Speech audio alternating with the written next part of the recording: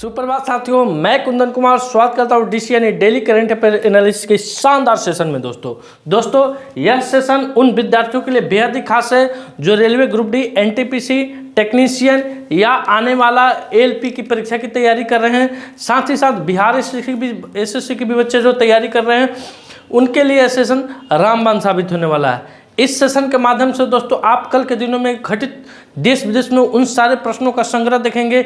इसके अलावा जितने भी प्रीवियस ईयर के क्वेश्चन है, चाहे प्रीवियस ईयर के करंट है, उन सारे प्रश्नों का यहाँ पर समावेशन आपको देखने को मिलेगा। स्टैटिक्स जीके भी आपको देखने को मिलेगा। तो चलिए शुरू करते हैं, आगाज करते हैं, श्री गणेश करते हैं आज की शानदार जानदार सेशन के एक शानदार मोटिवेशनल कोटेशन पर के साथ। खुद पर रख यकीन, वक्त भी झुक जाएगा। खुद पर रख यकीन, वक्त भी झुक जाएगा। हर सपना तेरा सच हो जाएगा। मंजिल मिलेगी सब्र के साथ, बस चलते रह तू पा जाएगा।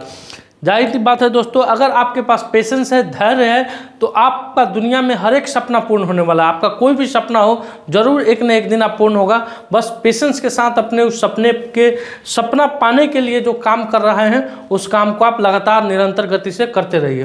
दोस्तों पिछले वीडियो में आपसे प्रश्न पूछा गया था कि हाल ही में एशिया के किस देश में रामायण कॉन्क्लेव का आयोजन किया गया है।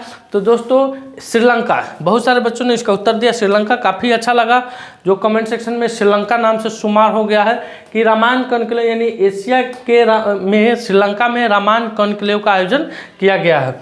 आज के सवाल पर आते हैं। आज का सवाल पहला क्वेश्चन है आपका कि हाल ही में उत्कल दिवस, क्या दोस्तों हाल ही में उत्कल दिवस, यूँ कहिए उड़ीसा दिवस और यूँ कहिए विश्व मिलन दिवस, क्या दोस्तों उत्कल दिवस, उड़ीसा दिवस,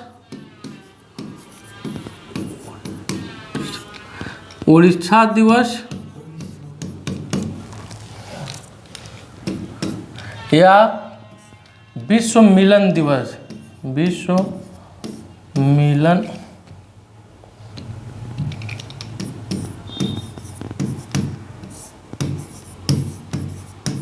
विश्व मिलन दिवस कब मनाया जाता है दोस्तों। तो दोस्तों 1 अप्रैल को हम लोग उत्कल दिवस मनाते हैं, विश्व मिलन दिवस मनाते हैं, उड़ीसा दिवस मनाते हैं और फुलिस दिवस यानी मूर्ख दिवस भी मनाते हैं 1 अप्रैल को। तो आपने कल किसको किसको मूर्ख बनाया था, 1 अप्रैल को किसको किसको मूर्ख बनाया था, जरा कमेंट सेक्शन में बताइएगा दोस्तों। उड़ीसा 1936 ईस्वी में उड़ीसा राज्य की स्थापना, उड़ीसा राज्य की अगर स्थापना की बात की जाए, राज्य की स्थापना की बात की जाए तो 1936 ईस्वी में हुआ और ये पश्चिम बंगाल से अलग हुआ। किससे अलग हुआ? बंगाल से अलग हुआ। उस समय पश्चिम बंगाल इसका नाम नहीं था, क्या नाम था? बंगाल नाम था। बंगाल से अलग हुआ 1936 ईस्वी में। इसलिए 1 अप्रैल को हर एक साल हम लोग उत्कल दिवस या उड़ीसा दिवस के रूप में मनाते हैं। यह उड़ीसा के लोगों द्वारा प्रतिवर्ष 1 अप्रैल को मनाया जाने वाला एक राष्ट्रीय उत्सव है जो 1936 में एक स्वतंत्र राज्य के रूप में उड़ीसा की स्थापना का जश्न भी मनाता है। अब आइए अगले क्वेश्चन की तरफ। अगला है वन लाइनर के यानी स्टैटिक्स जीके के तौर पर आप देखिए, उड़ीसा सरकार ने ग्रामीण विकास के लिए विकसित गांव योजना, क्या दोस्तों विकासिता योजना, गांव योजना शुरू की है। उड़ीसा में महिला उद्यमियों के लिए विशेष औद्योगिक पार्क स्थापित किया जाएगा। नीति आयोग के प्रथम वित्तीय स्वास्थ्य सूचकांक में उड़ीसा शीर्ष पर रहा है दोस्तों। तीसरा राष्ट्रीय खान मंत्रियों का सम्मेलन उड़ीसा के कोणार्क में हुआ। प्रवासी भारतीय दिवस समारोह का 18वां संस्करण भुवनेश्वर में आयोजित किया गया था। प्रख्यात उड़िया कवि प्रतिभा सतपथी को गंगाधर राष्ट्रीय पुरस्कार मिला है। Orissa master 2024 badminton tournament Cuttack में शुरू हुआ था। टाटा स्टील ने उड़ीसा के कलिंग नगर में देश का सबसे बड़ा ब्लास्ट परफॉर्मेंस चालू किया है। तो ये दोस्तों उड़ीसा से कुछ वन लाइनर था। अब आते हैं आपके सामने स्क्रीन पे आ रहा है राज्य एवं उनके स्थापना दिवस। राज्य एवं उनके स्थापना दिवस यानी ये भारत के भिन्न भिन्न राज्य हैं और उनका स्थापना दिवस कब मनाते हैं, यानी राज्य का हर एक राज्य का एक अपना स्थापना दिवस है, उसको कब कब मनाते हैं आइए ज़रा इस पर चर्चा कर लेते हैं। बात आ रही है पहले मध्य प्रदेश राज्य अपना स्थापना दिवस कब मनाता है दोस्तों। तो 1 नवंबर को मनाता है। कब मनाता है? 1 नवंबर को मध्य प्रदेश अपना स्थापना दिवस मनाता है। अब बात करते हैं मध्य प्रदेश का पड़ोसी राज्य छत्तीसगढ़ है। छत्तीसगढ़ अपना स्थापना दिवस कब मनाता है? तो ये भी 1 नवंबर को मनाता है। 1 नवंबर को छत्तीसगढ़ राज्य अपना स्थापना दिवस मनाता है। झारखंड और बिहार दोनों आपस में पड़ोसी राज्य है दोस्तों। बिहार से झारखंड अलग हुआ था। कब अलग हुआ था? तो 15 नवंबर 2000 ईस्वी को। इसलिए झारखंड अपना स्थापना दिवस 15 नवंबर को मनाता है। कब मनाता है? 15 नवंबर को झारखंड अपना स्थापना दिवस मनाता है। अब बात आ रही है बिहार की, तो बिहार आज अपना स्थापना दिवस कब मनाता है? तो 22 मार्च को। कब मनाता है? 22 मार्च को बिहार अपना स्थापना दिवस मनाता है। हिमाचल प्रदेश राज्य अपना स्थापना दिवस कब मनाता है? तो 15 अप्रैल को। कब मनाता है दोस्तों? 15 अप्रैल को हिमाचल प्रदेश अपना स्थापना दिवस मनाता है। और लास्ट में आ रहा है अरुणाचल प्रदेश। अरुणाचल प्रदेश कब अपना स्थापना दिवस मनाता है? तो अरुणाचल प्रदेश 20 मार्च को। कब दोस्तों? 20 मार्च को अपना स्थापना दिवस मनाता है। ये कुछ राज्य हैं दोस्तों, उनके स्थापना दिवस के बारे में यहाँ बताया गया है। फिर अगर स्थापना दिवस से कोई क्वेश्चन आएगा तो इसके साथ ही उस क्वेश्चन के अलावा आपको 5, 6, 7 क्वेश्चन आपको देखने को मिलेगा जो शेष राज्य बच गए हैं उनका। अब आते हैं अगले प्रश्न की तरफ। अगला प्रश्न आ रहा है आपके स्क्रीन पर कि हाल ही में भारत किस देश के साथ मिलकर एक्सरसाइज टाइगर ट्रायम्फ का आयोजन कर रहा है? तो दोस्तों भारत और अमेरिका। कौन दोस्तों? भारत और अमेरिका के बीच चतुर्थ टाइगर ट्रायम्फ अभ्यास, जो कि एक त्रिसेवा मानवीय सहायता और आपदा राहत अभ्यास है, 1 अप्रैल से 13 अप्रैल 2025 तक पूर्वी समुद्री तट पर आयोजित किया जाएगा दोस्तों। इस अभ्यास का मुख्य उद्देश्य दोनों देशों की सेनाओं के बीच में इंटरऑपरेबिलिटी यानी सामंजस्य को बढ़ाना, संयुक्त संकट प्रतिक्रिया को विकसित करना एवं केंद्र के सीसीसी की स्थापना करना है दोस्तों। तो इस क्वेश्चन का उत्तर हो जाएगा ऑप्शन नंबर 1 अमेरिका हो जाएगा। अब आते हैं कुछ महत्वपूर्ण युद्ध अभ्यास देखते हैं। क्या दोस्तों? कुछ महत्वपूर्ण युद्ध अभ्यास आपके स्क्रीन पे आ रहा है। अगर आपकी इसकी जानकारी हो तो फटाफट अंदाज में आप इसका उत्तर भी दे सकते हैं। क्या है दोस्तों? मालाबार नौसैनिक अभ्यास, त्रिपक्षीय अभ्यास, दोस्ती, धर्म गार्जियन, समुद्र लक्ष्मण अभ्यास, जीमैक्स और शक्ति अभ्यास। ये सारे अभ्यास किन किन देशों के साथ लड़ता है? तो आइए विगतवार हम लोग चर्चा करते हैं। मालाबार नौसैनिक अभ्यास की बात की जाए तो भारत इसमें दोस्तों, भारत, ऑस्ट्रेलिया, जापान और अमेरिका। कौन कौन? भारत, ऑस्ट्रेलिया, जापान और अमेरिका यानी यूएसए, ये चारों देश मिलकर दोस्तों मालाबार नौसैनिक अभ्यास करते हैं। साथ ही साथ देखेंगे दोस्तों त्रिपक्षीय अभ्यास दोस्ती। क्या है? त्रिपक्षीय अभ्यास दोस्ती। ये किसके किसके बीच होता है? तो भारत, मालदीव और श्रीलंका के बीच में। भारत, मालदीव और श्रीलंका के बीच में, कौन अभ्यास होता है दोस्तों? त्रिपक्षीय अभ्यास दोस्ती। किसके किसके बीच में होता है? तो भारत, मालदीव और श्रीलंका के बीच में त्रिपक्षीय अभ्यास दोस्ती होता है। अब धर्म गार्जियन की बात की जाए, धर्म गार्जियन युद्ध अभ्यास किन किन देशों के बीच में होता है दोस्तों? तो भारत और जापान के बीच में। धर्म गार्जियन भारत और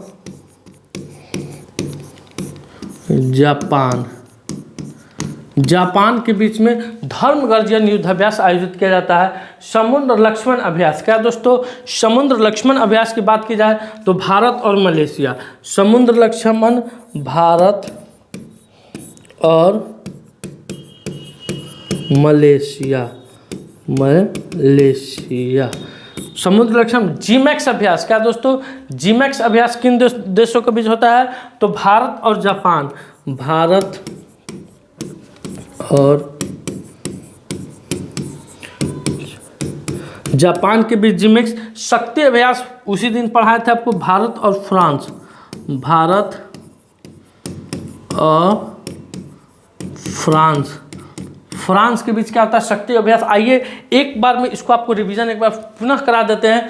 मालाबार नौसैनिक अभ्यास की बात की जाए तो भारत, ऑस्ट्रेलिया, जापान, यूएसए। त्रिपक्षीय अभ्यास दोस्ती की बात की जाए तो भारत, मालदीव और श्रीलंका की। धर्म गार्जियन की बात की जाए तो भारत और जापान हो जाएगा। समुद्र लक्ष्मण अभ्यास भारत और मलेशिया।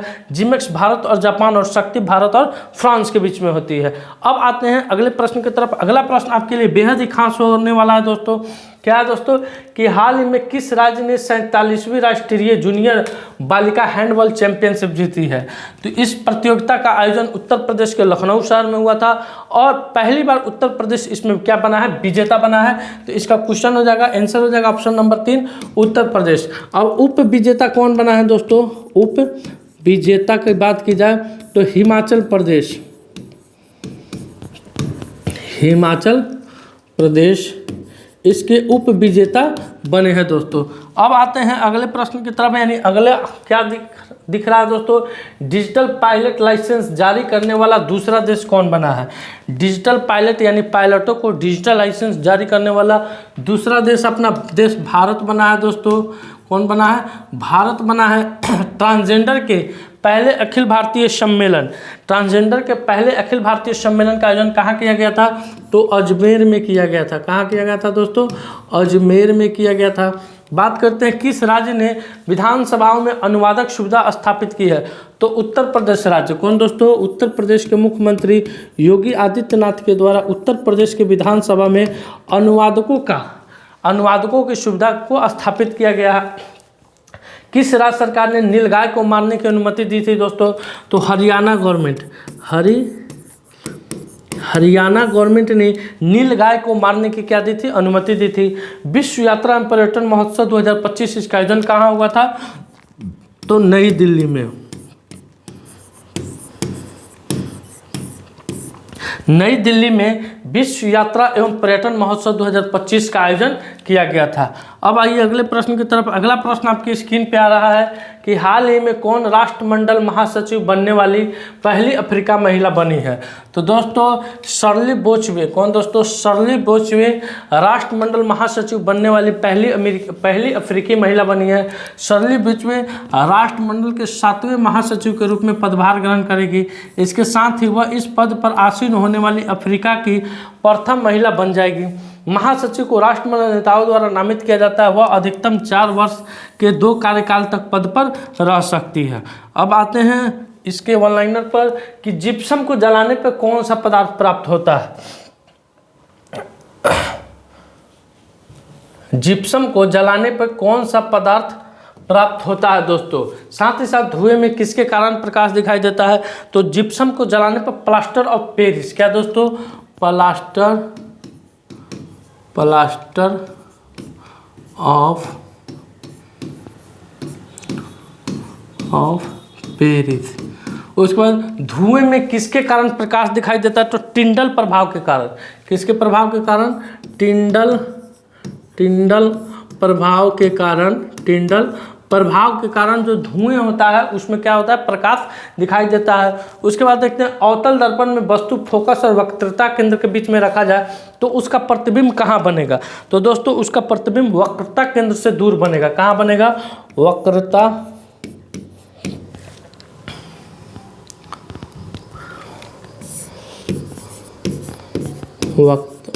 केंद्र से दूर बनेगा।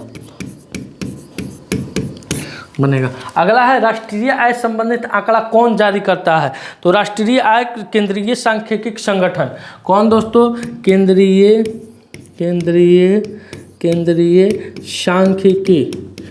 सांख्यिकी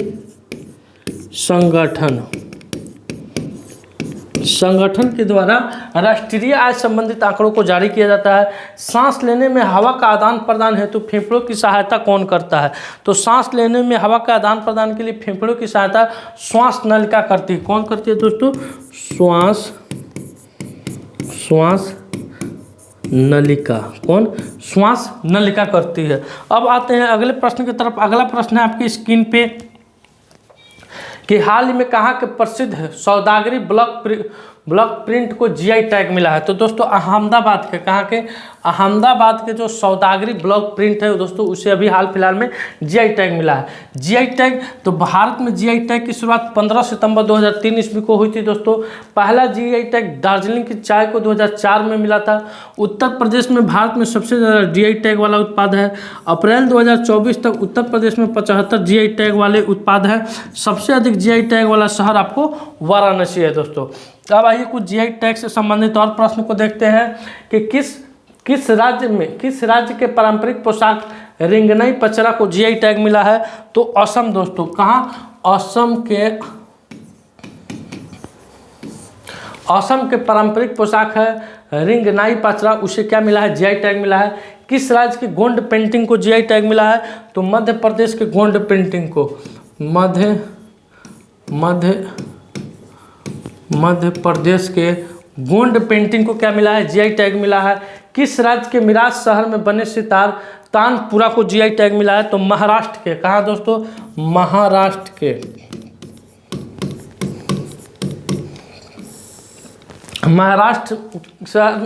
के शहर में मिराज शहर में बने दो सितार और तानपुर है, उसे जीआई टैग मिला है। कहाँ के प्रसिद्ध सांची क्राफ्ट को जीआई टैग मिला है?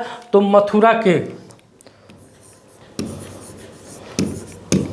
मथुरा के सांची क्राफ्ट को जीआई टैग मिला है। किस राज्य के मांजुली मुखौटे और पांडुलिपि पेंटिंग को जीआई टैग मिला है? तो त्रिपुरा दोस्तों। किस राज्य के मांडुली? असम का जो मांडुली मुखौटा और पांडुलिपि है दोस्तों, उसको जीआई टैग मिला हुआ है। किस राज्य की आदिवासी पोशाक को रीसा को जीआई टैग मिला हुआ है? तो त्रिपुरा। क्या दोस्तों? त्रिपुरा। उसके बाद किस राज्य की सिल्वर फिलिग्री को जीआई टैग मिला हुआ है? तो उड़ीसा।